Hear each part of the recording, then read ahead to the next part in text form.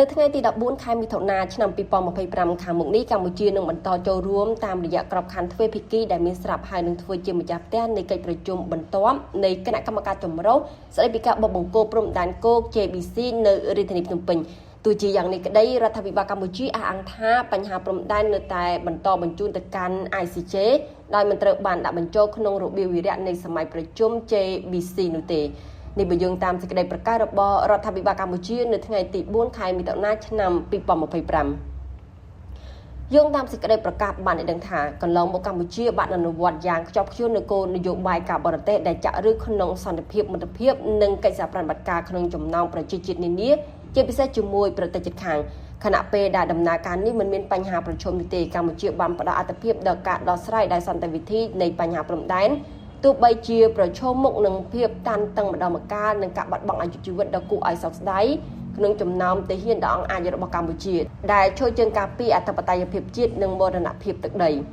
យ៉ាងណាមិញបញ្ហាដដែលនេះនៅតែកើតមានឡើងជាក់ស្ដែងគួរឲ្យសោកស្ដាយនៅព្រលឹមថ្ងៃទី28ខែឧសភាឆ្នាំ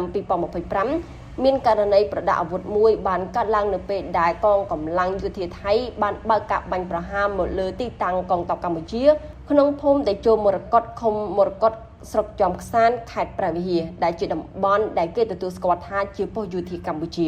ហើយរដ្ឋាភិបាលកម្ពុជានឹងធ្វើការតវ៉ាជាផ្លូវការប្រឆាំងនឹងការប្រើប្រាស់កម្លាំងដោយមិនញញើដៃនេះដែលជាការរំលោភយ៉ាងធ្ងន់ធ្ងរលើអធិបតេយ្យភាពបូរណភាពទឹកដីនិងគោលការណ៍នៃភាពជាអ្នកជិតខាងល្អដែលមានចែងនៅក្នុងអនុសារណៈនៃការយោគយល់គ្នា MOU ឆ្នាំ2000រវាងប្រជាជាតិទាំងពីរអាស្រ័យហេតុនេះដោយមើលឃើញថាអបតវហេតុនេះគឺស្ថិតក្នុងចំនួនដ៏យូរលង់នៅតាមព្រំដែននិងជៀសវាងមិនឲ្យកើតមានជាថ្មីម្ដងទៀតរាជរដ្ឋាភិបាលបានសម្រេចបញ្ជូនវិវាទលើតំបន់រសើបចំនួន4គឺមុំបីប្រាសាទតាមុនធំប្រាសាទតាមុនតូចនិងប្រាសាទតាក្របីទៅកាន់តុលាការយុត្តិធម៌អន្តរជាតិនៅទីក្រុងឡាអេកម្ពុជាសង្ឃឹមថាថៃនឹងសហការគ្នាបញ្ជូនសំណុំរឿងនេះទៅកាន់តុលាការយុត្តិធម៌អន្តរជាតិក្នុងស្មារតីយុត្តិធម៌ការកសាងទំនុកចិត្តមិត្តភាពយូរអង្វែងនិងភាពជាអ្នកជិតខាងល្អយ៉ាងណាក៏ដោយបើមិនមានកិច្ចសហប្រតិបត្តិការនៅពេលខាងមុខទេកម្ពុជានឹងត្រៀមខ្លួនដើម្បីបន្តដំណើរការដោយឯករាជ្យជំរាបជូនថាកាលពីម្សិលមិញបន្ទាប់ពីកម្ពុជាបានប្រកាសថាកម្ពុជានឹងយកបញ្ហាព្រំដែនទៅប្តឹងនៅតុលាការ ICJ នាយករដ្ឋមន្ត្រីថៃបានចេញសេចក្តីប្រកាសមួយដោយបញ្ជាក់ថាចង់ចរចារកដំណោះស្រាយព្រំដែនជាមួយកម្ពុជាត្រឹមជាលក្ខណៈទ្វេភាគីដោយប្រើយន្តការគណៈកម្មការព្រំដែនចម្រុះនិងគណៈកម្មការព្រំដែនទូទៅ